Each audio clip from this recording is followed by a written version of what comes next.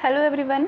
इस वीडियो में हम लोग साइमन कमीशन के विरोध के बारे में डिस्कस करने वाले हैं कि भारतीय विधिक आयोग की नियुक्ति किस तरीके से हुई, भारतीयों की क्या प्रतिक्रिया थी, पुलिस का दमन किस तरीके से हुआ है, इसके बाद साइमन कमीशन की नियुक्ति का प्रभाव क्या पड़ा, और इसके साथ ही हम लोग इसी वीडियो में नेहरू रिपोर्ट को भी डिस्कस करने वाले हैं। तो चलिए शुरू करते हैं आज का सेशन। साइमन कमीशन का विरोध, जिसे कि हम लोग स्पेक्ट्रम से कवर कर रहे हैं, मॉडर्न हिस्ट्री स्पेक्ट्रम से। भारतीय विधिक आयोग की नियुक्ति 1919 के एक्ट को पारित करते समय में ब्रिटिश सरकार ने ये घोषणा किया था कि वो 10 वर्ष के बाद फिर से इन सुधारों की समीक्षा करेगी, लेकिन नवंबर 1927 में ही उसने आयोग की नियुक्ति की घोषणा कर दी, जिसका नाम भारतीय विधिक आयोग था। इसके अध्यक्ष थे सर जॉन साइमन और सभी 7 सदस्य क्या थे? श्वेत थे। ठीक है, ये फैक्ट में बन जाते, क्या थे? श्वेत थे। इसके बाद कालांतर में सर जॉन साइमन के कारण ही उनके नाम पर ही इसे साइमन आयोग के नाम से ही जाना जाने लगा। इस आयोग को वर्तमान सरकारी व्यवस्था, शिक्षा के प्रसार और प्रतिनिधि संस्थाओं के अध्ययन के पश्चात ये रिपोर्ट देनी थी कि भारत में उत्तरदायी सरकार की स्थापना कहाँ तक उचित है और भारत इसके लिए कहाँ तक तैयार है। वैसे तो संवैधानिक सुधारों के संबंध में ब्रिटिश सरकार के द्वारा जो अगला कदम वो था 1929 में उठाया जाना था। कब उठाया जाना था? 1929 में। लेकिन ब्रिटेन की तत्कालीन सत्तारूढ़ पार्टी जो थी कंजर्वेटिव पार्टी, वो विपक्षी लेबर पार्टी से भयभीत थी और ब्रिटेन के सर्वाधिक बहुमूल्य उपनिवेश के भविष्य के प्रश्न को संभवतः सत्तारूढ़ होने वाली लेबर पार्टी के लिए नहीं छोड़ना चाहती थी। कंजर्वेटिव या रूढ़िवादी दल के तत्कालीन सेक्रेटरी ऑफ स्टेट लॉर्ड बिरकनहेड का भावना था कि भारत के लोग संवैधानिक सुधारों के लिए एक सुनिश्चित योजना बनाने में सक्षम है। इसलिए उन्होंने साइमन कमीशन की नियुक्ति की। साइमन कमीशन ने जो संस्तुतियाँ प्रस्तुत की, उन्हें 1930 में प्रकाशित किया गया। उनमें जो उन्होंने संस्तुतियाँ प्रस्तुत की इस कमीशन ने, उसमें सुझाव दिया, क्या सुझाव दिया गया कि प्रांतीय क्षेत्रों में कानून तथा व्यवस्था सहित सभी क्षेत्रों में उत्तरदायी सरकार गठित की जाए। प्रांतीय क्षेत्रों में कानून तथा व्यवस्था सहित सभी क्षेत्रों में उत्तरदायी सरकार गठित की जाए। केंद्रीय विधानमंडल का पुनर्गठन किया जाए, इसमें संघीय भावना हो तथा इसके सदस्य जो है वो प्रांतीय विधानमंडलों के द्वारा अप्रत्यक्ष तरीके से चुने जाए। केंद्र में उत्तरदायी सरकार का गठन ना किया जाए क्योंकि इसके लिए अभी उचित समय नहीं आया है। तो ये सुझाव दिया गया था। ये 3 सुझाव थे। इसके बाद भारतीयों की क्या प्रतिक्रिया रही? भारत में साइमन कमीशन के विरुद्ध त्वरित तथा तीव्र जनारोष पैदा हो गया। भारतीय जनारोष का प्रमुख कारण किसी भी भारतीयों को कमीशन का सदस्य न बनाया जाना था। किसी भी भारतीयों को सदस्य नहीं बनाना जाना, ये इसका जनारोष का कारण था। भारत में स्वशासन के संबंध में निर्णय विदेशियों के द्वारा किया जाना था। क्योंकि भारतवासी तो समझते थे कि भारत का संविधान भारतीयों को ही बनाना चाहिए, तो इसलिए कमीशन में किसी भी भारतीय सदस्य को ना लिए जाने से उन्होंने ये अनुमान लगाया कि अंग्रेज जो थे वो भारतीयों को स्वशासन के योग्य नहीं समझते हैं। कांग्रेस की क्या प्रतिक्रिया रही? कांग्रेस के मद्रास अधिवेशन जो कि दिसंबर 1927 में हुआ था, इसमें M.A. अंसारी की अध्यक्षता में कांग्रेस ने प्रत्येक स्तर एवं प्रत्येक स्वरूप में साइमन कमीशन के बहिष्कार का निर्णय किया। इस बीच नेहरू के प्रयासों से अधिवेशन में पूर्ण स्वतंत्रता का प्रस्ताव पारित हो गया। किसान मजदूर party, liberal federation, Hindu Mahasabha तथा मुस्लिम लीग ने कांग्रेस के साथ में मिलकर के कमीशन के बहिष्कार की नीति अपनाई, जबकि पंजाब में संघवादियों, यूनियनिस्ट और दक्षिण भारत में जस्टिस पार्टी ने कमीशन का क्या किया? बहिष्कार न करने का निर्णय किया। पंजाब के संघवादियों ने और दक्षिण भारत में जस्टिस पार्टी ने कमीशन का बहिष्कार न करने का निर्णय किया। जन प्रतिक्रिया क्या रही? 3 फरवरी 1928 को साइमन कमीशन बम्बई पहुंचा। इसके बम्बई पहुंचते ही देश के सभी प्रमुख नगरों में हड़ताल और जुलूस का आयोजन किया गया। जहां कहीं भी कमीशन गया उसका स्वागत काले झंडों और साइमन गो बैक के नारे से किया गया। काले झंडों से किया गया और क्या नारा था? Simon go back. केंद्रीय विधानसभा ने भी साइमन का स्वागत करने से इनकार कर दिया। साइमन कमीशन के विरुद्ध जनारोष का सबसे प्रमुख तथ्य ये था कि इसमें बड़ी संख्या में युवाओं ने भाग लिया और पहली बार राजनीतिक भागीदारी का अनुभव प्राप्त हुआ। युवाओं ने कमीशन के विरुद्ध किए जा रहे विरोध प्रदर्शन में सक्रिय भूमिका निभाई और उसे क्रांतिकारी स्वरूप प्रदान किया। युवाओं की समितियां और जो सभाएं थी वो विभिन्न स्थानों पर सक्रिय रही। इसी चरण में जवाहरलाल नेहरू और सुभाष चंद्र बोस प्रमुख युवा राष्ट्रवादियों के रूप में उभरे।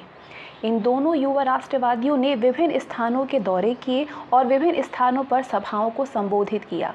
युवाओं में विरोध प्रदर्शन की चेतना उभरने से मौलिक समाजवादी विचारों के अंकुरण एवं विकास को उर्वर भूमि प्राप्त हुई, जिसका प्रभाव पंजाब नौजवान सभा, मजदूर एवं किसान दल तथा हिंदुस्तानी सेवा समिति जैसे संगठनों में परिलक्षित हुआ। ये समिति कहाँ पे थी? कर्नाटक में थी। पुलिस का दमन किस तरीके से किया गया? पुलिस ने साइमन कमीशन के विरुद्ध प्रदर्शनकारियों पर दमन का चक्र चलाया और कई स्थानों पर उसने लाठियां बरसाई। यहाँ तक कि उसने वरिष्ठ नेताओं को भी नहीं बख्शा। जवाहरलाल नेहरू, जीबी पंत को लखनऊ में बुरी तरीके से पीटा गया। लाहौर में प्रदर्शनकारियों का नेतृत्व कर रहे लाला लाजपत राय पर लाठियों के संघातिक प्रहार किए गए, जिससे वो बुरी तरीके से जख्मी हो गए थे, जिसके बाद उनकी मृत्यु हो गई 17 नवंबर 1928 को। तो इस तरीके से पुलिस का दमनकारी प्रभाव था, दमनकारी नीति थी। साइमन कमीशन की नियुक्ति का क्या क्या प्रभाव पड़ा था वो इस पॉइंट वाइज में आप समझिए। भारतीय राजनीति में साइमन कमीशन की नियुक्ति के प्रभाव को मुख्य दो रूपों में देखा जा सकता है। पहला, इसने मौलिक राष्ट्रवादी ताकतों को जो कि पूर्ण स्वराज्य के साथ समाजवादी आधार पर सामाजिक आर्थिक सुधारों की मांग कर रही थी और उत्तेजित कर दिया गया। दूसरा, इसने लॉर्ड बिरकनहेड की इस चुनौती को कि भारतीय सर्वसम्मत संविधान का निर्माण करके दिखाएं, मुंह तोड़ जवाब दिया। इससे भारतीयों की इस अवसर पर असाधारण एकता प्रदर्शित हुई। इसके बाद वस्तुतः साइमन कमीशन की घोषणा का भारतीय राजनीति पर दोहरा और कुछ परस्पर विरोधी प्रभाव पड़ा। इस जानबूझकर किए गए अपमान से सभी आहत हुए। सप्रू जैसे उदारवादी राजनीतिज्ञ और जिन्ना के नेतृत्व में मुसलमान नेताओं ने कांग्रेस के साथ में मिलकर के डोमिनियन स्टेट्स का संविधान बनाने का प्रयास किया, लेकिन सांप्रदायिक मतभेदों ने 1928 के अंत तक ऐसे उदारवादी समूहों के संयुक्त मोर्चे को तोड़ दिया। लेकिन उसी समय में साइमन आयोग के बहिष्कार का आंदोलन जुझारू शक्तियों की तीव्र वृद्धि में सहायक हुआ था। ये शक्तियां न केवल पूर्ण स्वाधीनता की थी, बल्कि समाजवादी दिशा में अनेक सामाजिक आर्थिक परिवर्तनों की भी मांग कर रही थी। इसके बाद बात करते हैं नेहरू रिपोर्ट के बारे में। तो 1928 में तत्कालीन भारत सचिव लॉर्ड बिरकनहेड ने भारतीयों को ऐसे संविधान के निर्माण को चुनौती दी जो कि सभी गुटों और दलों को मान्य हो। इस चुनौती को स्वीकार करके फरवरी और मई 1928 में देश के विभिन्न विचारधाराओं के नेताओं का एक सर्वदलीय सम्मेलन बुलाया गया। ये सम्मेलन पहले दिल्ली फिर पुणे में आयोजित किया गया। सम्मेलन में भारतीय संविधान का मसविदा तैयार करने के लिए मोतीलाल नेहरू की अध्यक्षता में एक उप समिति का गठन किया गया। किसकी अध्यक्षता में? मोतीलाल नेहरू की अध्यक्षता में। अली इमाम, सुभाष चंद्र बोस, MS अनी, मंगल सिंह, शोएब कुरैशी, GI प्रधान और तेज बहादुर सप्रू उप समिति के अन्य सदस्य थे। ये लोग देश के संविधान का प्रारूप तैयार करने की दिशा में भारतीयों का ये पहला बड़ा कदम था। इसके बाद ही अगस्त 1928 में इस उप समिति ने अपनी प्रसिद्ध रिपोर्ट पेश की, जिसे कि नेहरू रिपोर्ट के नाम से जाना जाता है। इस रिपोर्ट की सभी संस्तुतियों को एक मत से स्वीकार कर लिया गया। रिपोर्ट में भारत को डोमिनियन स्टेट्स का दर्जा दिए जाने की मांग पर बहुमत था, लेकिन राष्ट्रवादियों के एक वर्ग को इस पर आपत्ति थी। वो डोमिनियन स्टेट के स्थान पर पूर्ण स्वतंत्रता का समर्थन कर रहा था। लखनऊ में डॉक्टर अंसारी की अध्यक्षता में पुनः सर्वदलीय सम्मेलन हुआ, जिसमें कि नेहरू रिपोर्ट को स्वीकार कर लिया गया। किसकी अध्यक्षता में? लखनऊ में डॉक्टर अंसारी की अध्यक्षता में जो पुनः सर्वदलीय सम्मेलन हुआ, उसमें इस रिपोर्ट को स्वीकार किया गया। तो क्या क्या अनुशंसाएं थी, मुख्य अनुशंसाएं इस रिपोर्ट की? भारत को पूर्ण औपनिवेशिक स्वराज्य का दर्जा मिले और उसका स्थान ब्रिटिश शासन के अधीन अन्य उपनिवेशों के समान ही हो। सार्वजनिक निर्वाचन प्रणाली को समाप्त कर दिया जाए, जो कि अब तक के संवैधानिक सुधारों का आधार था। इसके स्थान पर संयुक्त निर्वाचन पद्धति की व्यवस्था हो। केंद्र और उन राज्यों में जहां पे मुसलमान अल्पसंख्यक में हो, उनके हितों की रक्षा के लिए कुछ स्थानों को आरक्षित कर दिया जाए। लेकिन ये जो व्यवस्था थी, ये उन प्रांतों में नहीं लागू की जाए जहाँ पे मुसलमान बहुसंख्यक हो, जैसे कि पंजाब और बंगाल में लागू नहीं की जानी थी। भाषाई आधार पर प्रांतों का गठन, 19 मौलिक अधिकारों की मांग, जिसमें कि महिलाओं को समान अधिकार, संघ बनाने की स्वतंत्रता और वयस्क मताधिकार जैसी मांगें शामिल थी। केंद्र तथा राज्यों में उत्तरदायी सरकार की स्थापना की जाए। केंद्र में भारतीय संसद या व्यवस्थापिका के 2 सदन हो। क्या बात हुई थी? 2 सदन हो। निम्न सदन यानी हाउस ऑफ रिप्रेजेंटेटिव, निम्न सदन की सदस्य संख्या 500 हो। इसके जो चुनाव हो, इसका जो निर्वाचन हो, वो वयस्क मताधिकार के द्वारा डायरेक्ट चुनाव हो, प्रत्यक्ष चुनाव पद्धति से हो। और दूसरा, उच्च सदन सीनेट, उच्च सदन की सदस्य संख्या 200 हो। इसके सदस्यों का निर्वाचन परोक्ष पद्धति से प्रांतीय व्यवस्थापिकाओं के द्वारा किया जाए। निम्न सदन का कार्यकाल 5 वर्ष का और उच्च सदन का कार्यकाल 7 वर्ष का हो। केंद्र सरकार का प्रमुख गवर्नर जनरल हो, जिसकी नियुक्ति ब्रिटिश सरकार के द्वारा की जाएगी। गवर्नर जनरल केंद्रीय कार्यकारिणी परिषद की सलाह पर कार्य करेगा, जो कि केंद्रीय व्यवस्थापिका के प्रति उत्तरदायी हो। अगला पॉइंट है कि प्रांतीय व्यवस्थापिकाओं का कार्यकाल 5 वर्ष का होगा। इनका प्रमुख गवर्नर होगा, जो प्रांतीय कार्यकारिणी परिषद की सलाह पर कार्य करेगा। मुसलमानों के ये अनुशंसाएं हैं रिपोर्ट की। मुसलमानों के धार्मिक एवं सांस्कृतिक हितों को पूर्ण संरक्षण, पूर्ण धर्मनिरपेक्ष राज्य की स्थापना, राजनीति के धर्म का पृथक्करण, कार्यपालिका को विधानमंडल के प्रति उत्तरदायी बनाया जाए। केंद्र और प्रांतों में संघीय आधार पर शक्तियों का विभाजन किया जाए, लेकिन अवशिष्ट शक्तियां जो है वो केंद्र को दी जाए। केंद्र और प्रांत राज्य में संघीय आधार पर शक्तियों का विभाजन किया जाए, लेकिन जो अवशिष्ट शक्तियां हो वो सिर्फ केंद्र को ही दी जाए। सिंध को बम्बई से पृथक कर एक पृथक प्रांत बनाया जाए। उत्तर पश्चिमी सीमा प्रांत को ब्रिटिश भारत के अन्य प्रांतों के समान वैधानिक स्तर प्रदान की जाए। साइमन कमीशन रिपोर्ट और नेहरू रिपोर्ट में क्या अंतर है? तो भारत को औपनिवेशिक स्वराज्य शीघ्र देने की सिफारिश नहीं की गई थी साइमन कमीशन रिपोर्ट में, जबकि नेहरू रिपोर्ट में औपनिवेशिक स्वराज्य अति शीघ्र देने की सिफारिश की गई थी। केंद्र एवं प्रांतों में उत्तरदायी शासन की स्थापना का विरोध किया गया साइमन कमीशन रिपोर्ट में, जबकि नेहरू रिपोर्ट में केंद्र एवं प्रांतों में उत्तरदायी शासन की स्थापना की सिफारिश की गई थी, विरोध नहीं किया गया था। ठीक है। साइमन कमीशन रिपोर्ट में गवर्नर जनरल के अधिकारों में कोई भी कमी नहीं की गई, जबकि नेहरू रिपोर्ट में गवर्नर जनरल को केवल संवैधानिक प्रमुख का स्तर दिया गया था। साइमन कमीशन रिपोर्ट में गवर्नर जनरल के अधिकारों में कोई भी कमी नहीं की गई, जबकि नेहरू रिपोर्ट में गवर्नर जनरल को केवल संवैधानिक प्रमुख का स्तर दिया गया। साइमन कमीशन रिपोर्ट में सांप्रदायिक आधार पर चुनावी व्यवस्था को जारी रखने की सिफारिश की गई थी, जबकि नेहरू रिपोर्ट में सामूहिक प्रतिनिधित्व के आधार पर निर्वाचन की सिफारिश की गई। इसने मुसलमानों के लिए कुछ सीटें भी आरक्षित करने का सुझाव दिया गया था, किसमें? नेहरू रिपोर्ट में, जबकि साइमन कमीशन रिपोर्ट में चुनावी व्यवस्था को जारी रखने की सिफारिश की गई थी। साइमन कमीशन रिपोर्ट में नागरिकों के लिए मौलिक अधिकारों का कोई भी उल्लेख नहीं था, जबकि नेहरू रिपोर्ट में नागरिकों के लिए मौलिक अधिकारों की सिफारिश की गई थी। साइमन कमीशन रिपोर्ट में वयस्क मताधिकार के आधार पर प्रत्यक्ष चुनाव करने की सिफारिश नहीं की गई, जबकि नेहरू रिपोर्ट में वयस्क मताधिकार के लिए आधार पर प्रत्यक्ष चुनाव कराने की सिफारिश की गई थी, जबकि साइमन कमीशन में ऐसा नहीं किया गया था।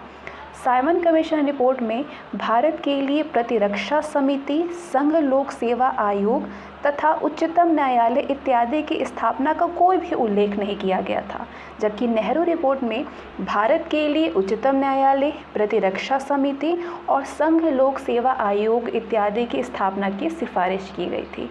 तो नेहरू रिपोर्ट और ये था अंतर साइमन कमीशन रिपोर्ट और नेहरू रिपोर्ट पे। कुछ चीज़ों की सिफारिश किया गया था साइमन कमीशन रिपोर्ट में, तो कुछ चीज़ों की नेहरू रिपोर्ट पे, और काफ़ी चीज़ों का विरोध किया गया है, चीज़ों का सिफारिश नहीं किया गया है साइमन कमीशन रिपोर्ट में, जो कि नेहरू रिपोर्ट में किया गया है। और क्या क्या मुख्य अनुशंसाएं हैं नेहरू रिपोर्ट की?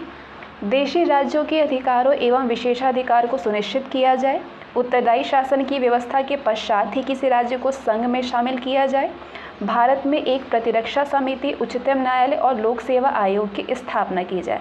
तो इतनी सारी चीज़ें नेहरू रिपोर्ट में की गई थी। आगे हम डिस्कस करेंगे मुस्लिम एवं हिंदू सांप्रदायिक प्रतिक्रिया। एक बार में आपको सारी चीज़ें में भी नहीं याद हो पाए, चाहे आपके कोई भी चीज़ें एक बार में नहीं तैयार हो पाती हैं, तो इसको अगर आप 1 से 2 बार, 2 से 3 बार देखेंगे तो सारी चीज़ें आपकी मॉडर्न हिस्ट्री बिल्कुल स्टोरी की तरीके से याद हो जाएगा। नेहरू रिपोर्ट के रूप में देश के भावी संविधान की रूपरेखा का निर्माण राष्ट्रवादी नेताओं की एक महत्वपूर्ण उपलब्धि थी। वैसे तो प्रारंभिक अवसर पर रिपोर्ट के संबंध में उन्हें प्रशासनिक एकता प्रदर्शित की थी, लेकिन सांप्रदायिक निर्वाचन के मुद्दे को लेकर धीरे धीरे अनेकों विवाद उभरने लगे। प्रारंभ में दिसंबर 1927 में मुस्लिम लीग के दिल्ली अधिवेशन में अनेक प्रमुख मुस्लिम नेताओं ने भाग लिया और एक प्रस्ताव पारित किया।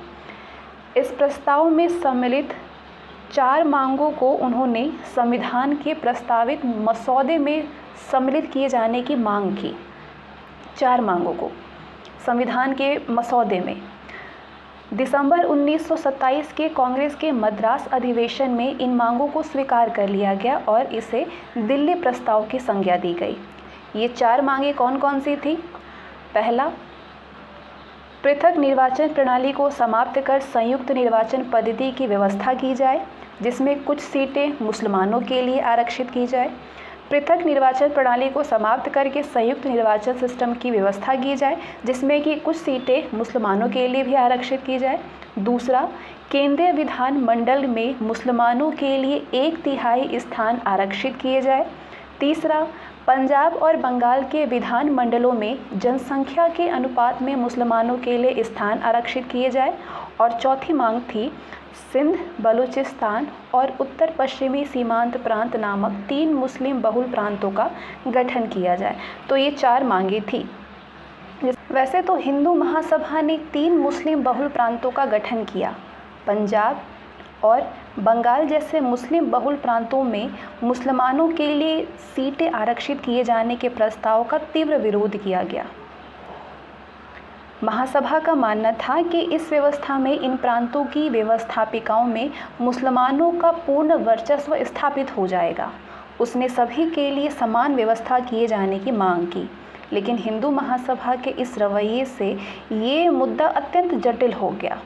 दूसरी ओर मुस्लिम लीग प्रांतीय तथा मुस्लिम बहुल प्रांतों में मुसलमानों के लिए सीटों के आरक्षण के मुद्दे पर अड़ी हुई थी। मुस्लिम लीग जो थी वो प्रांत में और प्रांतीय और मुस्लिम बहुल प्रांतों में मुसलमानों के लिए सीटों के लिए आरक्षण के मुद्दे पर अड़ी हुई थी। तो इस प्रकार दोनों पक्षों के अड़ियल रवैये के कारण मोतीलाल नेहरू और रिपोर्ट से जुड़े अन्य नेता असमंजस में पड़ गए। उन्होंने महसूस किया कि यदि मुस्लिम संप्रदायवादियों की मांगें मान ली गई तो हिंदू संप्रदाय अपना समर्थन वापस ले लेंगे, और यदि हिंदुओं की मांगें मान ली गई तो मुसलमान इस प्रस्ताव से अपने को पृथक कर लेंगे। तो काफ़ी असमंजस हो गया रिपोर्ट से जुड़े अन्य लोगों में और मोतीलाल नेहरू में। बाद में नेहरू रिपोर्ट में एक समझौतावादी रास्ता अख्तियार कर निम्न प्रावधान किए गए। कौन कौन से प्रावधान किए गए? संयुक्त निर्वाचन व्यवस्था को अपनाया जाएगा, किंतु मुसलमानों के लिए सीटें उन्हीं स्थानों पर आरक्षित की जाएंगी जहां वे अल्पमत में हो। दूसरा, डोमिनियन स्टेट्स की प्राप्ति के बाद ही सिंध को बम्बई से पृथक किया जाएगा। डोमिनियन स्टेट्स की प्राप्ति के बाद ही सिंध को बम्बई से अलग किया जाएगा। एक सर्वसम्मत राजनीतिक प्रस्ताव तैयार किया जाएगा।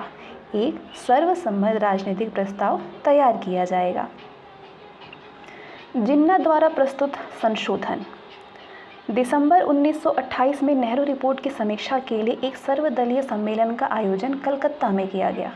इस सम्मेलन में मुस्लिम लीग की ओर से सेमू अली जिन्ना ने रिपोर्ट के संबंध में 3 संशोधन प्रस्तुत किए। कौन कौन से? केंद्रीय विधानमंडल में 1/3 स्थान मुसलमानों के लिए आरक्षित किया जाए। वयस्क मताधिकार की व्यवस्था होने तक पंजाब और बंगाल में विधानमंडलों में जनसंख्या के अनुपात में मुसलमानों के लिए सीटें आरक्षित की जाएं।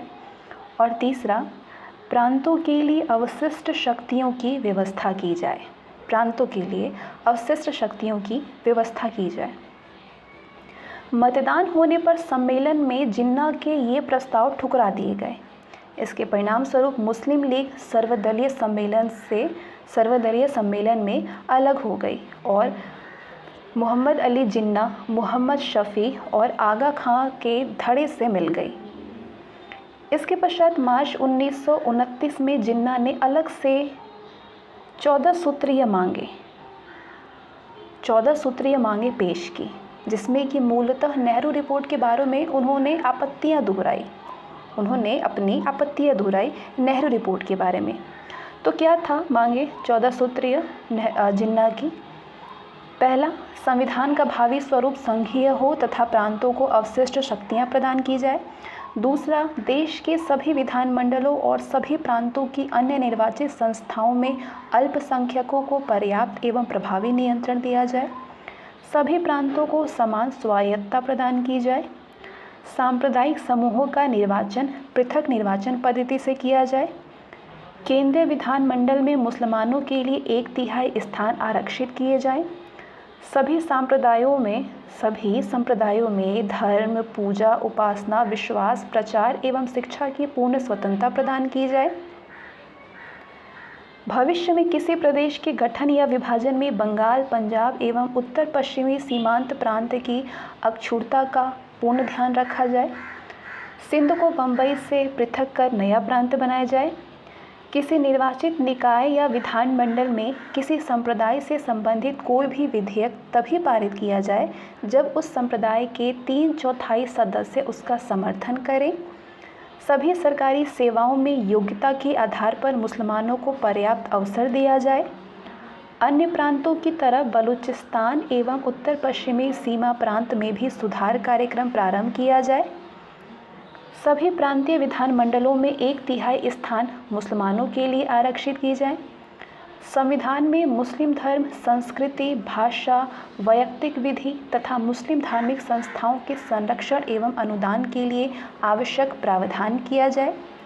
केंद्रीय विधानमंडल द्वारा भारतीय संघ के सभी राज्यों की सहमति के बिना कोई भी संवैधानिक संशोधन न किया जाए।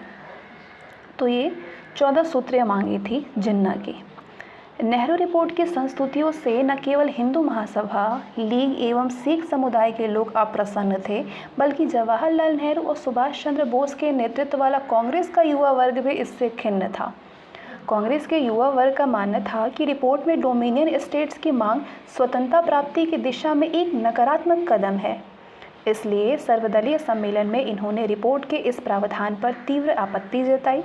जवाहरलाल नेहरू और सुभाष चंद्र बोस ने कांग्रेस के इस प्रस्ताव को अस्वीकार कर दिया और संयुक्त रूप से भारतीय स्वतंत्रता लीग का गठन कर दिया। तो ये साइमन कमीशन रिपोर्ट के बारे में हम लोगों ने डिस्कस किया। तो क्या क्या हम लोगों ने इसमें जाना, वो एक सारांश के जरिए फिर से रिवीजन कर लेते हैं।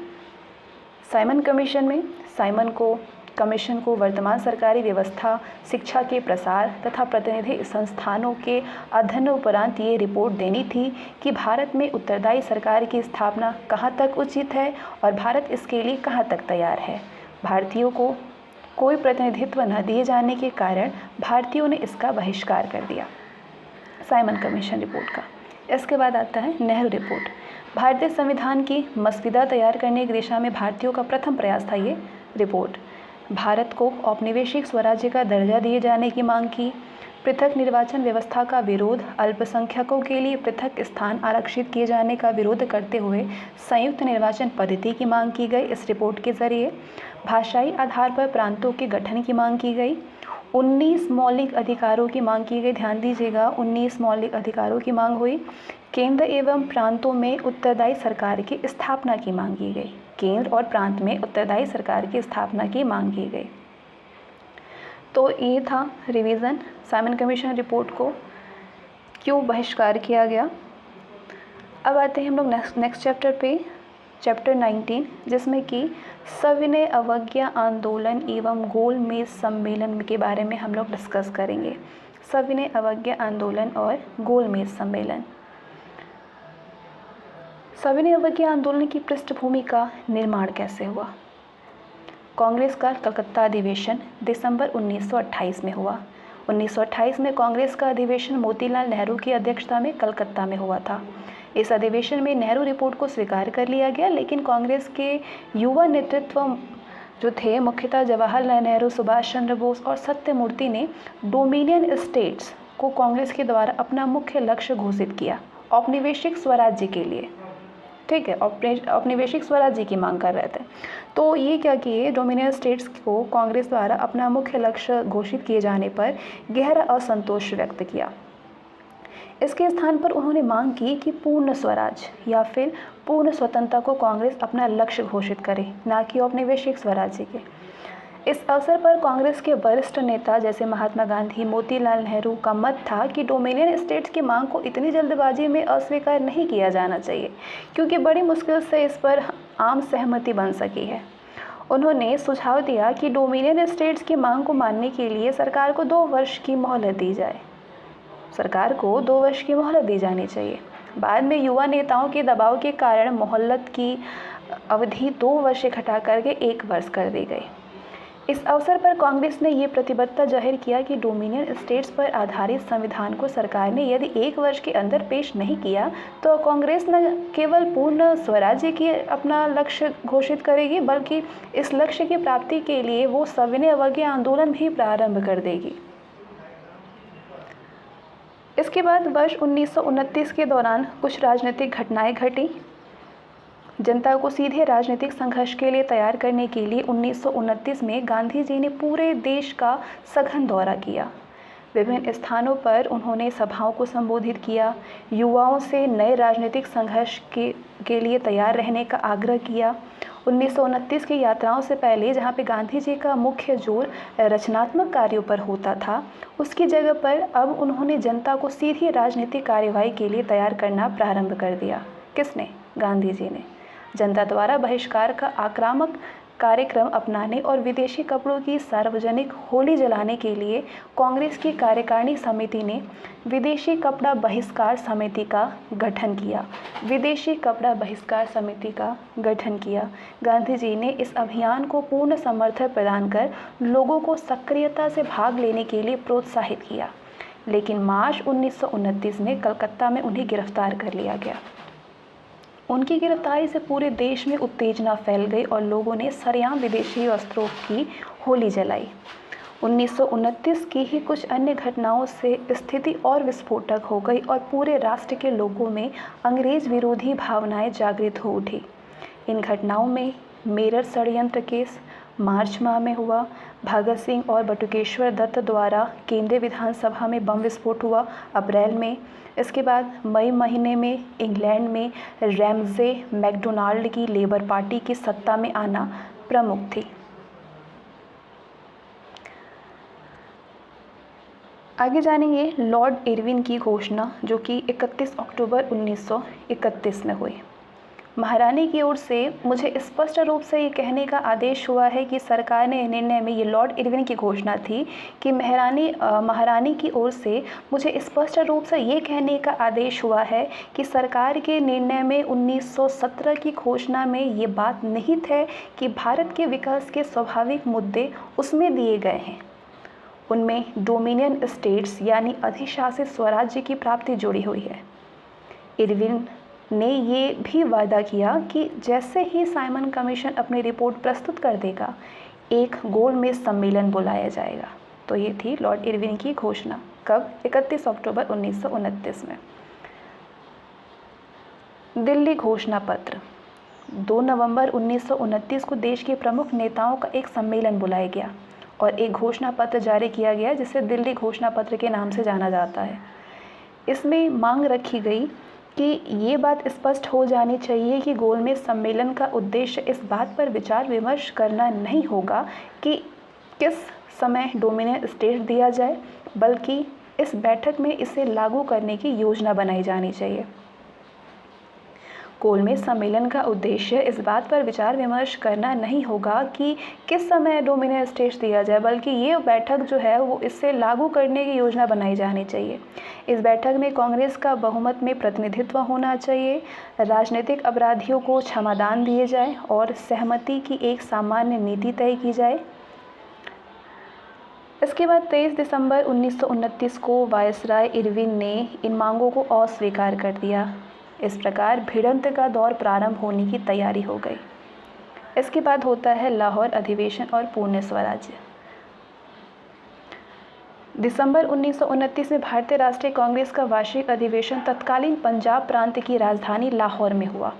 इस ऐतिहासिक अधिवेशन में कांग्रेस के पूर्ण स्वराज्य की घोषणा पत्र तैयार किया गया और इसे कांग्रेस का मुख्य लक्ष्य घोषित किया गया।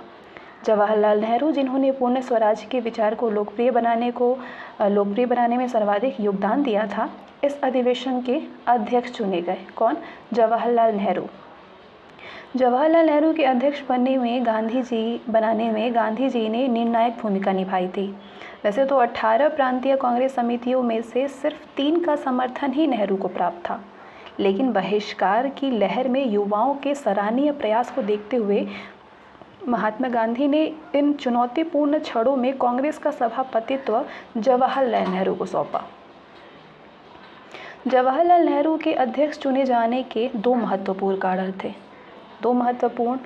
थे।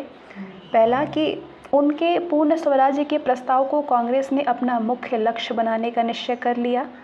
उनके पूर्ण स्वराज्य के प्रस्ताव को कांग्रेस ने अपना मुख्य लक्ष्य बनाने का निश्चय कर लिया और दूसरा, गांधी जी का उन्हें पूर्ण समर्थन प्राप्त था। तो ये अध्यक्ष चुने जाने का उनके 2 प्रमुख कारण थे जवाहरलाल नेहरू के। अधिवेशन में जवाहरलाल नेहरू ने अपने प्रेरक अध्यक्षीय भाषण में कहा था कि विदेशी शासन से अपने देश को मुक्त कराने के लिए अब हमें खुला विद्रोह करना है और कामरेड आप लोग और राष्ट्र के सभी नागरिक इसमें हाथ बटाने के लिए सादर आमंत्रित हैं। नेहरू ने यह बात भी स्पष्ट कर दिया कि मुक्ति का तात्पर्य सिर्फ विदेशी शासन को उखाड़ फेंकना भर नहीं है। उन्होंने कहा कि मुझे स्पष्ट स्वीकार कर लेना चाहिए कि एक सामाजिक और रिपब्लिक हूँ। मुझे स्पष्ट स्वीकार कर लेना चाहिए कि मैं एक समाजवादी और रिपब्लिकन हूँ। मेरा राजाओं और महाराजाओं में विश्वास नहीं है, न ही मैं उस उद्योग में विश्वास रखता हूँ जो राजे महाराजे पैदा करते हैं और जो पुराने राजों महाराजों से अधिक जनता की जिंदगी और भाग्य को नियंत्रित करते हैं और जो पुराने राजों महाराजों और सामंतों के लूटपाट और शोषण का तरीका अख्तियार करते हैं, उनमें मैं विश्वास नहीं करता। नेहरू ने संघर्ष के तौर तरीकों का भी स्पष्टीकरण किया और कहा कि मुक्ति का कोई भी आंदोलन जन आंदोलन और शांतिपूर्ण आंदोलन होना चाहिए। केवल संगठित विद्रोह के समय ही इसका शांतिपूर्ण होना आवश्यक नहीं है। हिंसा आंदोलन को कमज़ोर बनाती है तथा उसका मार्ग विचलित करती है। लाहौर अधिवेशन में पास किए गए प्रस्ताव की मुख्य मांगें थी: गोलमेज सम्मेलन का बहिष्कार किया जाएगा, पूर्ण स्वराज्य को कांग्रेस ने अपना मुख्य लक्ष्य घोषित किया, कांग्रेस कार्य समिति को सविनय अवज्ञा आंदोलन प्रारंभ करने का पूर्ण उत्तरदायित्व सौंपा गया, जिसमें करों का भुगतान नहीं करने जैसे कार्यक्रम शामिल थे।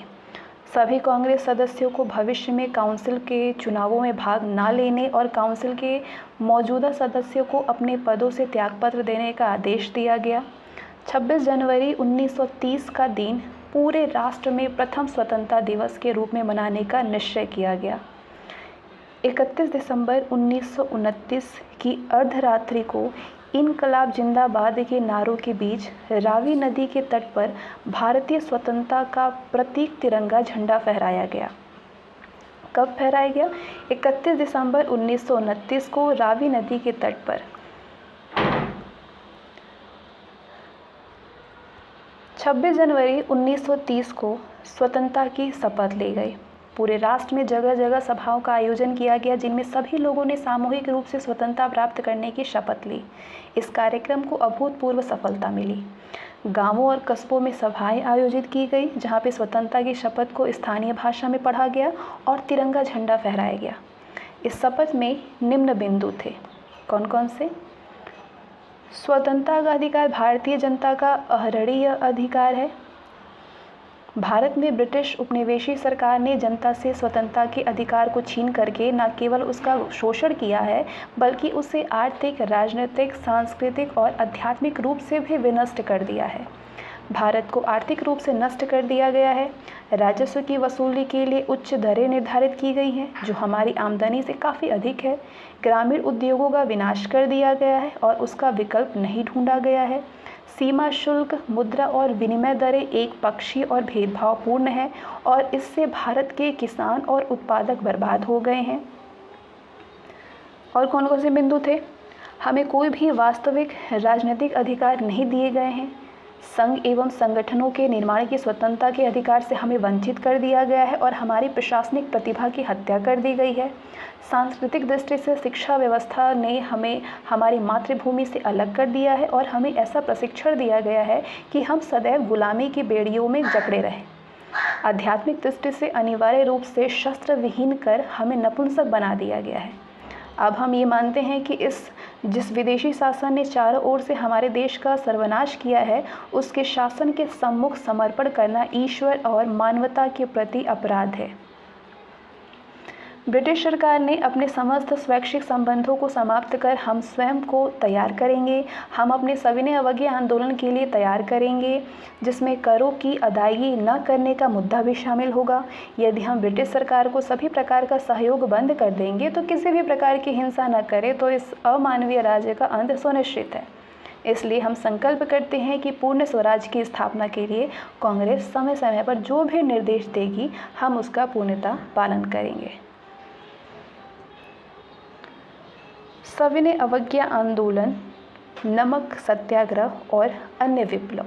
आगे हम चर्चा करने वाले हैं सविनय अवज्ञा आंदोलन, नमक सत्याग्रह और अन्य विप्लव के बारे में। गांधी जी की 11 सूत्रीय मांगे क्या क्या थी? ये जो मांगे थी, ये कांग्रेस के लाहौर अधिवेशन में परिप्रेक्ष्य में अगले कदम के रूप में थी। गांधी जी ने यंग इंडिया में एक लेख प्रकाशित करके सरकार के समक्ष 11 सूत्रीय मांगे रखी और इन मांगों को स्वीकार या अस्वीकार करने के लिए उसे 31 जनवरी 1930 तक का समय दिया गया। तो ये गांधी जी की 11 सूत्रीय मांगे क्या क्या थी? सामान्य हित से संबद्ध मुद्दे थे। सिविल सेवाओं, सामान्य हित से संबद्ध जो मुद्दे थे वो हैं कि सिविल सेवाओं तथा सेना के व्यय में 50% तक की कमी की जाए, नशीली वस्तुओं के विक्रय पर पूर्ण रोक लगाई जाए, सीआईडी विभाग पर सार्वजनिक नियंत्रण हो या उसे खत्म कर दिया जाए, शस्त्र कानून में परिवर्तन किया जाए और भारतीयों को आत्मरक्षा के लिए हथियार रखने का लाइसेंस दिया जाए, सभी राजनीतिक बंदियों को रिहा किया जाए, डाक आरक्षण बिल पास किया जाए। तो ये सामान्य हित से संबंध कुछ मांगी थी। विशिष्ट बुजुर्गों वर्ग की क्या क्या मांगी थी? रुपए की विनिमय दर घटा करके 1 शिलिंग 4 पेंस की जाए। बुर्जुआ वर्ग के लिए विशिष्ट बुर्जुआ वर्ग की मांगे थी कि रुपए की विनिमय दर को घटा करके 1 शिलिंग 4 पेंस की जाए, रक्षात्मक शुल्क लगाया जाए और विदेशी कपड़ों का आयात नियंत्रित किया जाए, तटीय यातायात रक्षा विधेयक पास किया जाए। ये बुर्जुआ वर्ग की मांगे थी। किसानों की विशिष्ट मांगे, लगान में 50% की कमी की जाए और नमक कर समाप्त कर दिए जाए और नमक पर सरकारी एकाधिकार खत्म कर दिया जाए। फरवरी 1930 तक सरकार के द्वारा इन मांगों के संबंध में कोई भी सकारात्मक उत्तर न मिलने के कारण साबरमती में कांग्रेस कार्य समिति की हुई बैठक में ये निर्णय गांधी जी पर छोड़ दिया गया कि सविनय अवज्ञा आंदोलन किस मुद्दे को लेकर कब और कहां से शुरू किया जाए। फरवरी के अंत में गांधी जी ने नमक के मुद्दे को सविनय अवज्ञा आंदोलन का केंद्रीय मुद्दा बनाने का निश्चय कर दिया। इसके बाद गांधी जी ने नमक को सविनय अवज्ञा आंदोलन में केंद्रीय मुद्दे के रूप में क्यों चुना? गांधी जी ने नमक को सविनय अवज्ञा आंदोलन में केंद्रीय मुद्दे के रूप में क्यों चुना? जैसा कि गांधी जी ने कहा कि पानी से पृथक नमक नाम की कोई भी चीज़ नहीं है जिस पर कर लगा करके सरकार करोड़ों लोगों को भूखा मार सकती है और असहाय, बीमार और विकलांगों को पीड़ित कर सकती है। इसलिए ये कर अत्यंत अविवेकपूर्ण और अमानवीय है जिसका उपयोग मानवता के विरुद्ध किया जाता है। तो पूर्ण स्वराज्य की विचारधारा में नमक उससे प्रत्यक्ष रूप से संबद्ध था।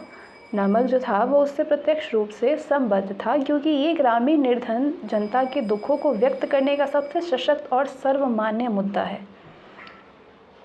नमक गरीब व्यक्ति को प्रभावित करता था। साथ ही पूर्ण स्वराज्य के लिए सविनय अवज्ञा आंदोलन प्रारंभ करना किसानों को समझ में भी नहीं आता, लेकिन नमक जैसी रोज़मर्रा की वस्तु पर कर लगाए जाने के विरोध में किए गए आंदोलन से किसानों का समर्थन सहजता से प्राप्त किया जा सकता था। वैसे तो नमक का व्यय निर्धन व्यक्ति द्वारा वहन किया जा सकता था, लेकिन भावनात्मक रूप से ये खादी के समान गरीबों की आत्म सहायता का एक प्रमुख माध्यम बन सकता था। नमक का मुद्दा गरीबों के साथ ही हर भारतीयों को प्रभावित करने वाला और उससे प्रत्यक्ष रूप से जुड़ा था। इसके बाद होता है 12 मार्च से 6 अप्रैल 1930 तक दांडी मार्च। दांडी मार्च को सॉल्ट मार्च और दांडी सत्याग्रह के नाम से भी जाना जाता है। 2 मार्च 1930 को गांधी जी ने वायसराय को एक पत्र लिखा जिसमें कि उन्होंने ब्रिटिश शासन के दुष्प्रभावों और अपनी 11 सूत्रीय मांगों का उल्लेख किया जो सरकार के सम्मुख पेश की गई थी। उन्होंने कहा कि यदि सरकार उनकी मांगों को पूरा करने का कोई प्रयत्न नहीं करेगी तो 12 मार्च को वो नमक कानून का उल्लंघन करेंगे। सरकार द्वारा पत्र का कोई भी सार्थक जवाब ना मिलने के विरोध में गांधी जी ने 12 मार्च 1930 को साबरमती आश्रम से अपने 78 समर्थकों के साथ में दांडी के लिए पदयात्रा प्रारंभ की और 24 दिनों में 240 किलोमीटर की पदयात्रा के बाद 5 अप्रैल को दांडी पहुंचे। 6 अप्रैल को गांधी जी ने समुद्र तट में नमक बना करके कानून तोड़ा। इससे पहले गांधी जी की दांडी पदयात्रा के दौरान रास्ते में हजारों किसानों ने उनका संदेश सुना और कांग्रेस की सदस्यता ग्रहण की। कई ग्रामीणों ने सरकारी नौकरियों का परित्याग कर दिया। 9 अप्रैल को गांधी जी ने एक निर्देश जारी करके आंदोलन के लिए कुछ कार्यक्रम प्रस्तुत किए। तो वो निम्नलिखित कार्यक्रम हैं। जहां कहीं भी संभव हो लोग नमक कानून तोड़कर नमक तैयार करें। शराब की दुकानों, विदेशी कपड़े की दुकानों और अफीम की ठेकों के समक्ष धरने आयोजित किए जाएं। यदि हमारे पास पर्याप्त शक्ति हो तो हम करों की अदायगी का विरोध कर सकते हैं। वकील अपनी वकालत छोड़ सकते हैं। जनता याचिकाओं पर रोक लगा करके न्यायालयों का बहिष्कार कर सकती है। सरकारी कर्मचारी अपने पदों से त्यागपत्र दे सकते हैं। हर घर में लोग चरखा कातें और सूत बनाएं। छात्र सरकारी स्कूल और कॉलेजों का बहिष्कार करें। स्थानीय नेता मेरी गिरफ्तारी के बाद अहिंसा बनाए रखने में सहयोग दें। इन सभी कार्यक्रमों में सत्य एवं अहिंसा को सर्वोपरि रखा जाए, तभी हमें पूर्ण स्वराज्य की प्राप्ति हो सकती है। तो ये मांगे थी, ये कार्यक्रम था।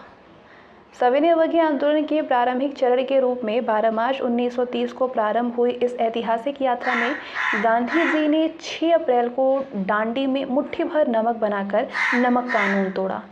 नमक कानून के उल्लंघन को भारतीयों द्वारा ब्रिटिश कानूनों के विरोध और साम्राज्यवाद की समाप्ति के प्रयासों के प्रतीक के रूप में देखा गया। इस यात्रा, इसके विकास और लोगों पर इसके प्रभाव को समाचार पत्रों में प्रमुखता से प्रकाशित किया गया। गुजरात में गांधी जी की अपील पर 300 ग्रामीण सरकारी कर्मचारियों ने सरकारी सेवाओं से त्यागपत्र दे दिया। कांग्रेस के कार्यकर्ताओं ने भी स्थानीय स्तर पर कांग्रेस को लोकप्रिय बनाने और उसे संगठित करने के सराहनीय प्रयास किए। तो किस तरीके से नमक सत्याग्रह का प्रसार हुआ? एक बार जब गांधी जी ने दांडी में नमक कानून तोड़ा, इसकी रस्म पूरी कर दी तो नमक कानून तोड़ने का सत्याग्रह पूरे देश में प्रारंभ हो गया। तमिलनाडु में तंजौर के समुद्र तट पर सी राजगोपालाचारी ने त्रिचनापल्ली से वेदारण्यम तक की नमक यात्रा प्रारंभ की। मालाबार में कलपक्कन ने कालीकट से पोयानूर तक की नमक यात्रा की। असम में सत्याग्रहियों का एक दल सिलहट से बंगाल के नोआखाली समुद्र तट पर नमक बनाने पहुंचा। इसके बाद आंध्र प्रदेश के विभिन्न जिलों में नमक सत्याग्रह के मुख्यालय के रूप में कार्य करने के उद्देश्य से शिविरों की स्थापना की गई। नमक कानून तोड़ने के अपराध में जवाहरलाल नेहरू को 14 अप्रैल को गिरफ्तार कर लिया गया। इसके कारण उत्तेजना फैल गई और कलकत्ता, मद्रास और कराची आदि नगरों में उग्र प्रदर्शन हुए। 4 मई 1930 को गांधी जी को भी गिरफ्तार कर लिया गया, जब उन्होंने ऐलान किया कि धारासड़ा नामक कारखाने पर वो अपने साथियों के साथ धावा बोलेंगे धारासड़ा में और नमक कानून तोड़ने का अभियान जारी रखेंगे।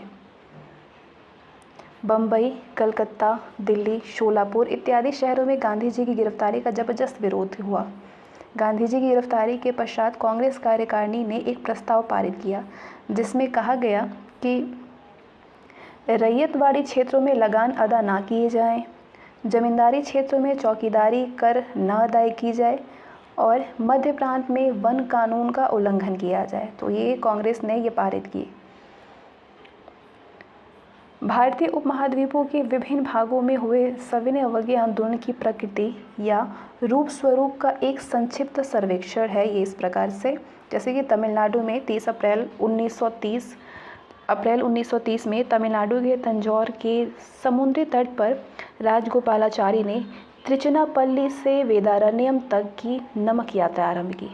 इस घटना के परिणाम स्वरूप विदेशी कपड़ों की दुकानों पर व्यापक धरने दिए गए। कोयम्बटूर, मदुरा, विरुधनगर इत्यादि के आंतरिक क्षेत्रों में शराब विरोधी अभियान को भारी समर्थन मिला। वैसे तो राजा जी ने आंदोलन को अहिंसक बनाए रखने का प्रयास किया, लेकिन इसमें हिंसक घटनाएं हुई और पुलिस ने इसका हिंसक दमन किया। चुलई मिल की हड़ताल को खत्म करने के लिए पुलिस बल का इस्तेमाल किया गया। बेरोजगार बुनकरों ने शराब की दुकानों पर हमला किया, जबकि किसानों ने, जो कीमतों के गिरने से पीड़ित थे, मदुरा में, बोदीनाय कनूर में दंगा फसाद किया। इसके बाद मालाबार में केलपन ने वायकोम सत्याग्रह के लिए प्रसिद्ध एक नायर कांग्रेस नेता ने नमक पदयात्रा का आयोजन किया। इन्होंने कालीकट से पोयानूर की यात्रा की। पी कृष्णा पिल्लई ने भविष्य में केरल कम्युनिस्ट मूवमेंट की नींव डालने वाले नवंबर 1930 में कालीकट समुद्र तट पर पुलिस लाठीचार्ज के सामने ऐतिहासिक रूप से राष्ट्रीय ध्वज की रक्षा की। आंध्र क्षेत्र की बात करें तो पूर्वी और पश्चिमी गोदावरी, कृष्ण एवं गुंटूर में जिला स्तर पर नमक पदयात्रा आयोजित की गई। बड़ी संख्या में शिविराम यानी सेना की तर्ज पर बने कैंप थे। ये नमक सत्याग्रह के मुख्यालय के तौर पर स्थापित किए गए शिविराम। व्यापारियों ने कांग्रेस के फंड में राशि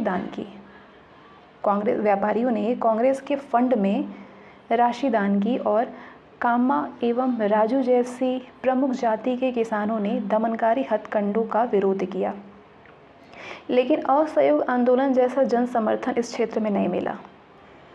इसके बाद उड़ीसा। गोपाल बंधु चौधरी एक गांधीवादी नेता के अंतर्गत नमक सत्याग्रह बालासोर, कटक और पुरी जिलों के तटीय क्षेत्रों में प्रभावी सिद्ध हुआ। असम। विभाजित मुद्दों के कारण सविनय अवज्ञा आंदोलन को उतना समर्थन नहीं मिला जितना कि असहयोग आंदोलन को मिला था, जो कि 1921-22 में हुआ था। विभाजित मुद्दों में शामिल थे असमी और बंगालियों तथा हिंदू और मुसलमानों के बीच बढ़ता मतभेद और घनी आबादी वाले पूर्वी बंगाल से मुस्लिम किसानों का आगमन, दोनों के बीच तनाव बढ़ रहा था। यहाँ पे कुख्यात कनिंगम सर्कुलर के विरोध में छात्रों के नेतृत्व में एक शक्तिशाली आंदोलन चलाया गया। इस सर्कुलर द्वारा छात्रों और उनके अभिभावकों को अच्छे व्यवहार का प्रमाण पत्र प्रस्तुत करने के लिए कहा गया था।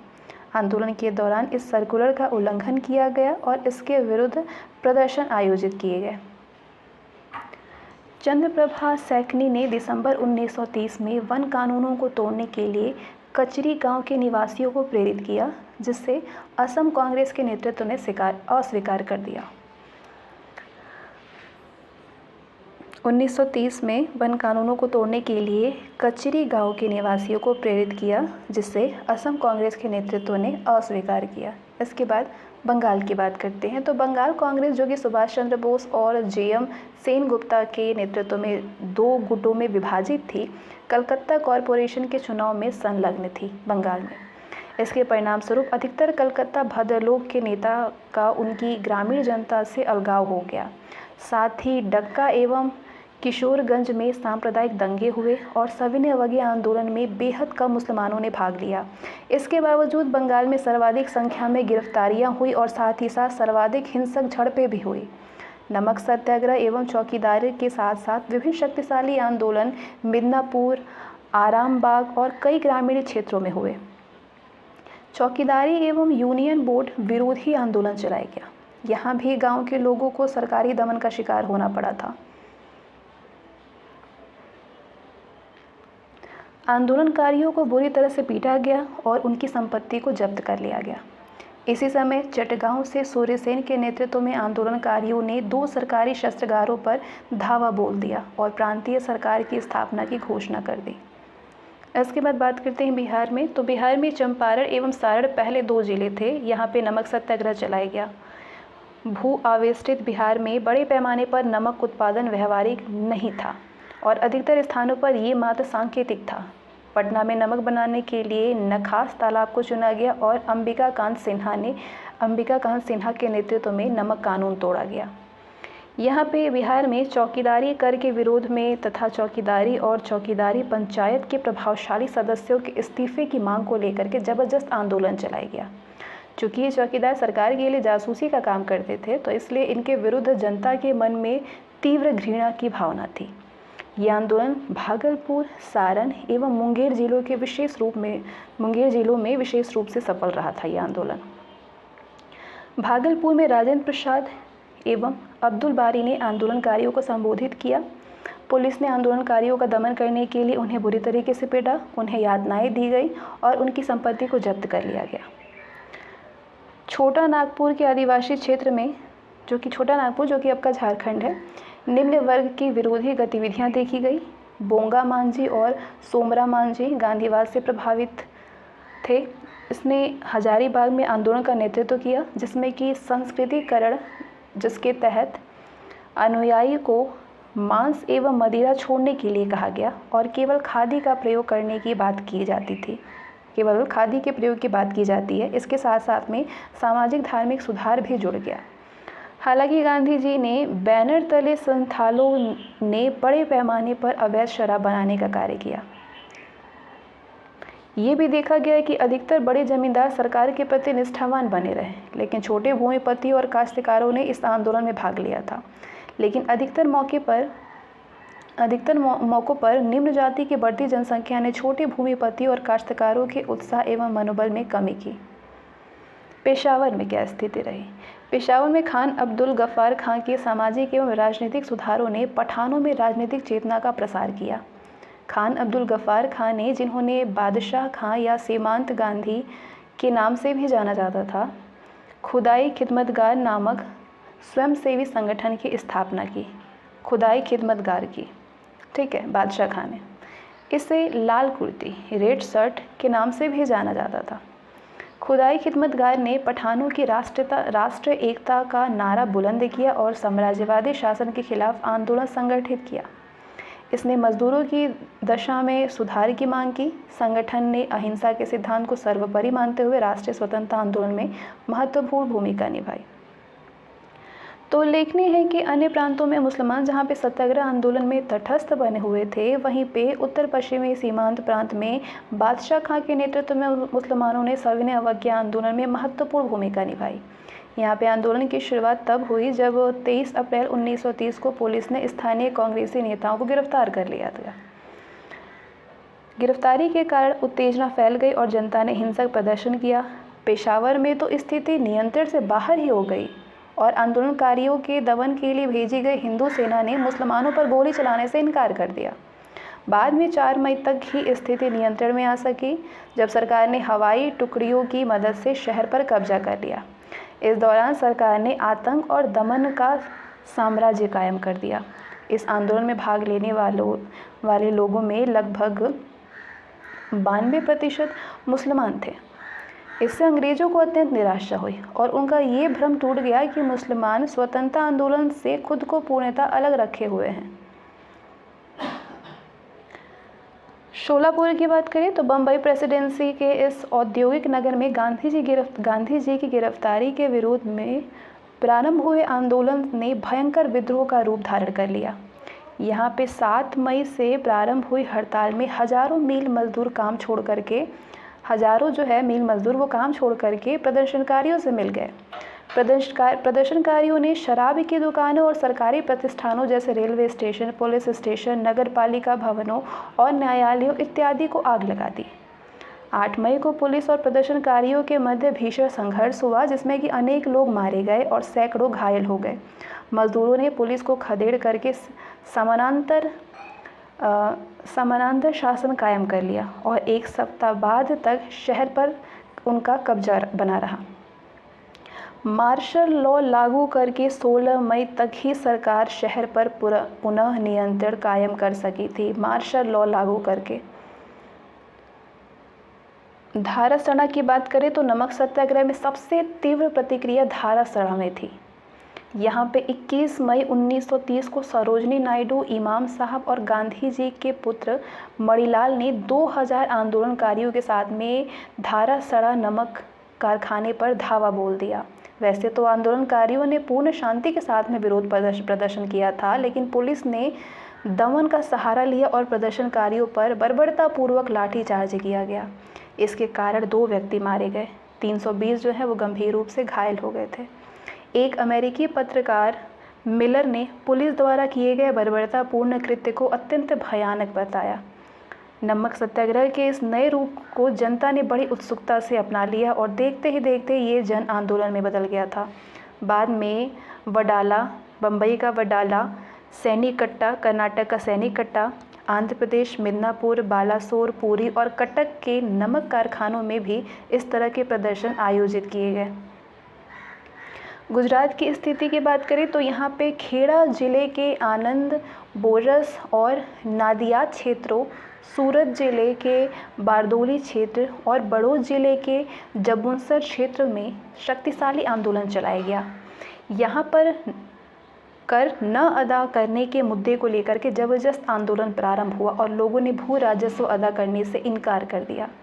हजारों की तादाद में लोग अपने परिवारों के सदस्यों, मवेशियों और घर का सामान लेकर के ब्रिटिश नियंत्रण वाले भारत से निकल करके बड़ौदा जैसे पड़ोसी रजवाड़े इलाके में चले गए और महीनों कठिन परिस्थितियों का सामना करते हुए वहीं ही पड़े रहे। सरकार ने प्रदर्शनकारियों को बुरी तरह से प्रताड़ित किया, उनके घरों और सामान को नष्ट कर दिया और उन्हें बुरी तरह से पीटा गया। पुलिस ने वल्लभ भाई पटेल की 80 वर्षीय मां को भी नहीं बख्शा। सरदार पटेल कई महीनों तक पुलिस से लोहा लेते रहे। महाराष्ट्र, कर्नाटक और मध्य प्रांत की स्थिति जाने तो इन क्षेत्रों में आंदोलनकारियों ने वन नियमों का उल्लंघन किया।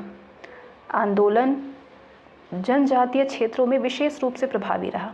यहाँ पे सरकार ने वनों को प्रतिबंधित क्षेत्र घोषित कर दिया करके वहाँ पे पशुओं को चराने, लकड़ी काटने और वनोत्पादों को एकत्रित करने पर प्रतिबंध लगा रखा था। आंदोलन के दौरान इन सभी नियमों की अवहेलना की गई। संयुक्त प्रांत में लगान अदा न करने का सशक्त अभियान चलाया गया और जमींदारों से सरकार को राजस्व न देने का आह्वान किया गया। किसानों से भी जमींदारों को लगान अदा न करने का आग्रह किया गया, चूँकि ज़मींदार जो थे वो ब्रिटिश सरकार के प्रति वफादार थे, तो इसलिए किसानों का लगान विरोधी आंदोलन ही विरोध प्रदर्शन का प्रमुख मुद्दा रहा। वैसे तो प्रारंभिक महीनों में आंदोलन काफ़ी शक्तिशाली था, लेकिन सरकारी दमन के कारण ये धीरे धीरे कमज़ोर पड़ गया। अक्टूबर 1930 में इसमें पुनः तेजी आ गई और आगरा एवं रायबरेली में इसने उल्लेखनीय सफलता हासिल की। मणिपुर एवं नागालैंड, इन क्षेत्रों ने भी, मणिपुर और नागालैंड ने भी आंदोलन में साहसिक भूमिका निभाई। रानी गैडियनलू ने सिर्फ 13 वर्ष की उम्र में ब्रिटिश शासन के विरुद्ध झंडा उठा दिया और विद्रोह को प्रशंसनीय नेतृत्व प्रदान किया। रानी गैडियनलू का जन्म 26 जनवरी 1915 को मणिपुर में हुआ। मणिपुर के नंगकाओ ग्राम में हुआ था। लोंगकाओ या नंगकाओ कह सकते हैं। वो एक आध्यात्मिक और राजनीतिक नेता थी जिन्होंने भारत में ब्रिटिश शासन के विरुद्ध विद्रोह का नेतृत्व किया। 13 वर्ष की आयु में गैडियनलू अपने चचेरे भाई के धार्मिक आंदोलन हेराका से जुड़ी। बाद में यह आंदोलन मणिपुर एवं आसपास के नागा क्षेत्रों में ब्रिटिश शासन से मुक्त करने के राजनीतिक आंदोलन में तब्दील हो गया। 1932 में उन्हें गिरफ्तार कर लिया गया और आजीवन कारावास की सज़ा दे दी गई। इसके बाद 1937 में शिलोंग जेल में जवाहरलाल नेहरू गैडियनलू से मिले और उन्हें रानी की उपाधि दी और पहाड़ों की बेटी कहा। पहाड़ों की बेटी किसे कहा जाता है? गैडियनलू को कहा जाता है। आंदोलन को लोकप्रिय बनाने के लिए आंदोलनकारियों ने विभिन्न माध्यमों को अपनाया। गांवों और कस्बों में प्रभात फेरियां निकाली जाने लगी। गांवों तक राष्ट्रीय संदेश पहुंचाने के लिए जादुई लालटेनों का प्रयोग किया जाता था। बच्चों ने वानर सेना और लड़कियों ने मंजरी सेना का गठन किया। गैर कानूनी सूचना पत्र और पत्रिकाओं ने भी आंदोलन को लोकप्रिय बनाने में महत्वपूर्ण भूमिका निभाई। प्रदर्शन का क्या प्रभाव पड़ा? विदेशी कपड़ों और अन्य वस्तुओं के आयात में कमी आ गई। प्रदर्शन से सरकार को शराब उत्पाद शुल्क और भू राजस्व के रूप में प्राप्त होने वाली आय में अत्यधिक कमी आई। व्यवस्थापिका सभा के चुनाव का व्यापक ढंग से बहिष्कार किया गया। तो ये सारे प्रभाव हुए प्रदर्शन से। आगे हम डिस्कस करेंगे जन आंदोलन की व्यापकता। इस आंदोलन में समाज के विभिन्न वर्गों ने हिस्सा लिया था। सबसे पहले हम महिलाओं के बारे में बात करेंगे। तो गांधी जी ने महिलाओं से आंदोलन में सक्रिय भूमिका निभाने के लिए आगे आने का विशेष आग्रह किया था। गांधी जी के इस आग्रह का महिलाओं पर गहरा प्रभाव पड़ा और वो शीघ्र ही आंदोलन का अभिन्न अंग बन गई। महिलाओं ने विदेशी कपड़ों की दुकान, शराब की दुकान और अफीम के ठेकों पर धरने दिए, वहाँ पे तीव्र प्रदर्शन किए। भारतीय महिलाओं के लिए ये आंदोलन एक मील का पत्थर था, क्योंकि इस आंदोलन में उन्होंने बड़े पैमाने पर भाग लिया और अपनी राजनीतिक अधिकारों की प्राप्ति की दिशा में महत्वपूर्ण उपलब्धि हासिल की। छात्र की व्यापकता की बात करें तो महिलाओं के समान छात्रों ने भी शराब की दुकानों और विदेशी कपड़ों की दुकानों के समक्ष प्रदर्शन आयोजित करने और धरने देने के कार्यक्रम में सक्रिय भूमिका निभाई। मुसलमानों की व्यापकता की बात करें तो इस आंदोलन में मुसलमानों की भागीदारी नगण्य नहीं रही थी और कहीं भी वे 1920 से 22 के समय के आंदोलन की तरह सक्रिय नहीं हुए। इसके दो प्रमुख कारण था। पहला कि मुस्लिम नेताओं ने मुसलमानों को आंदोलन से पृथक रहने की सलाह दी थी और दूसरा ब्रिटिश सरकार ने सांप्रदायिकता के मुद्दे का सहारा लेकर के भावनात्मक रूप से मुसलमानों को आंदोलन से अलग रखने का दुष्प्रयास किया था। लेकिन पूरे देश में मुसलमानों के लगभग तटस्थ बने रहने के बाद भी उत्तर पश्चिमी सीमांत प्रांत में मुसलमानों ने आंदोलन को भरपूर समर्थन प्रदान किया। यहाँ पे खान अब्दुल गफ्फार खां का नेतृत्व में मुसलमानों ने उपनिवेशी सरकार के विरुद्ध आंदोलन में बढ़ चढ़ करके हिस्सा लिया। सेनहट्टा, त्रिपुरा, गैबंधा, बगूरा और नोआखली में मध्यवर्गीय मुसलमानों ने आंदोलन में सक्रिय भागीदारी निभाई। ढाका में मुस्लिम नेताओं, दुकानदारों, निम्न वर्ग के लोगों और उच्च वर्ग की महिलाओं ने आंदोलन को पूर्ण समर्थन प्रदान किया। बिहार, बंगाल और दिल्ली के बुनकरों ने भी आंदोलन में प्रमुखता से भाग लिया था। आगे बात करेंगे व्यापारी एवं छोटे व्यवसायी के बारे में। तो इस वर्ग ने आंदोलन में उत्सुकता से भाग लिया था। विभिन्न व्यावसायिक संगठनों एवं वाणिज्यिक मंडलों ने प्रदर्शन एवं धरनों इत्यादि में बढ़ चढ़ के हिस्सा लिया। विशेष करके तमिलनाडु एवं पंजाब में इनकी भूमिका प्रशंसनीय रही। जनजातीय मध्य प्रांत, कर्नाटक एवं महाराष्ट्र में जनजातियों एवं दलित वर्ग ने आंदोलन में महत्वपूर्ण सहयोग प्रदान किया। मजदूर वर्ग की बात करें तो बम्बई, कलकत्ता, मद्रास एवं शोलापुर इत्यादि में मजदूरों ने आंदोलन को पूर्ण समर्थन प्रदान किया था। किसान मुख्यतः उत्तर प्रदेश, बिहार और गुजरात में सक्रिय रहे। सरकारी प्रतिक्रिया कैसी रही? अस्थायी संधि के प्रयास से पूरे 1930 के दशक में सरकार की मनस्थिति व्याकुलता और भ्रांति से ग्रस्त रही। आंदोलन की अप्रत्याशित सफलता से साम्राज्यवादी खेमे में घबराहट फैल गई। वो इस असमंजस के बीच में संघर्ष करती रही कि आंदोलनकारियों के दमन के लिए कौन सा रुख अख्तियार किया जाए। यदि सरकार आंदोलनकारियों के प्रति हिंसा और दमन का सहारा लेती तो कांग्रेस इसकी भर्त्सना करती और यही वो हल के तौर तरीके अपनाती तो कांग्रेस इसे सरकार पर अपनी विजय करार देती। सरकार की स्थिति दमन का सहारा लेने के मुद्दे पर काफ़ी समय तक डामाडोल रही। वो गांधी जी को गिरफ्तार करने पर भी काफ़ी हिचकिचाती रही, लेकिन एक बार जब उसने दमन की कार्यवाही प्रारंभ कर दी तो उसने दमन चक्र का ऐसा सिलसिला ही प्रारंभ हो गया। उसने नागरिक स्वतंत्रता के हनन के सभी तरीकों का भरपूर उपयोग किया, जिसमें प्रेस पर प्रतिबंध भी शामिल था। प्रांतीय सरकारों को नागरिक अवज्ञा संगठनों की स्वतंत्रता को कुचलने की पूरी तरह से छूट प्रदान कर दी। वैसे तो जून महीने तक कांग्रेस कार्यकारिणी को अवैध घोषित नहीं किया गया, लेकिन निहत्थे प्रदर्शनकारियों पर यथासंभव लाठीचार्ज और घातक प्रहार किए गए, जिसमें कई लोग मारे गए और हजारों लोग घायल हो गए। गांधी जी सहित लगभग 90,000 लोग जेल में ठूस दिए गए। सरकारी दमन और साइमन कमीशन की रिपोर्ट के प्रकाशन ने आंदोलन के प्रति सरकार की घृणा को और उजागर कर दिया। साइमन कमीशन की रिपोर्ट में डोमिनियन स्टेट्स का कोई भी उल्लेख न किए जाने पर राष्ट्रवादी और असंतुष्ट हो गए। डोमिनियन स्टेट्स का कोई भी उल्लेख न किए जाने पर साइमन कमीशन रिपोर्ट में राष्ट्रवादी और भी असंतुष्ट हो गए। यहाँ तक कि उदारवादियों ने भी सरकार की तीव्र आलोचना प्रारंभ कर दी और सरकार से उसका पूर्णतः मोहभंग हो गया।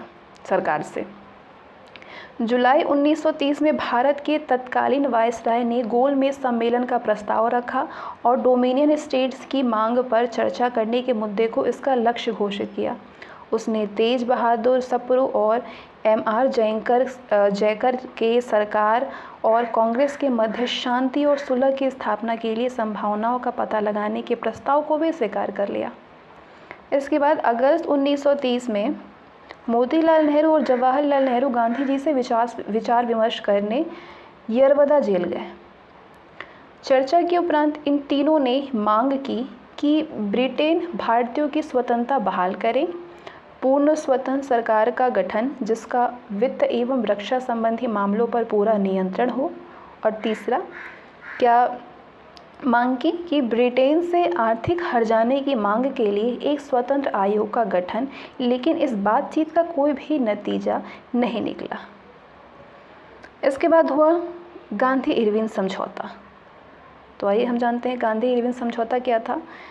ये 25 जनवरी 1931 को गांधी जी और कांग्रेस के अन्य सभी प्रमुख नेता बिना शर्त कारावास से रिहा कर दिए गए। कांग्रेस कार्यकारिणी समिति ने गांधी जी को वायसराय से चर्चा करने के लिए अधिकृत किया। इसके बाद 19 फरवरी 1931 को गांधी जी ने भारत के तत्कालीन वायसराय लॉर्ड इरविन से भेंट की और उनकी बातचीत जो है वो 15 दिनों तक चली। इसके परिणाम स्वरूप 5 मार्च 1931 को एक समझौता हुआ जिसे गांधी इरविन समझौता कहा जाता है। इस समझौते ने कांग्रेस की स्थिति को सरकार के बराबर कर दिया। इस समझौते में सरकार की ओर से इरविन इस बात पर सहमत हुए कि हिंसक अपराधियों के अतिरिक्त सभी राजनीतिक कैदी छोड़ दिए जाएंगे, अपहरण की संपत्ति वापस कर दी जाएगी, विभिन्न प्रकार के जुर्मानों की वसूली को स्थगित कर दिया जाएगा, सरकारी सेवाओं से त्यागपत्र दे चुके भारतीयों के मसले पर सहानुभूतिपूर्वक विचार विमर्श किया जाएगा, समुद्र तट की एक निश्चित सीमा के भीतर नमक तैयार करने की अनुमति दी जाएगी, मदिरा, अफीम और विदेश वस्तुओं की दुकानों के सम्मुख शांतिपूर्ण विरोध प्रदर्शन की आज्ञा दी जाएगी। और क्या सहमति बनाई? आपातकालीन अध्यादेशों को वापस ले लिया जाएगा। लेकिन वायसराय ने गांधी जी की 2 मांगें अस्वीकार कर दी। कौन कौन सी? पुलिस जातियों की जांच कराई जाए और भगत सिंह और उनके साथियों की फांसी की सज़ा माफ़ कर दी जाए। इन दो बातों पे वायसराय ने सहमति नहीं अपनाई, बल्कि इसको अस्वीकार कर दिया।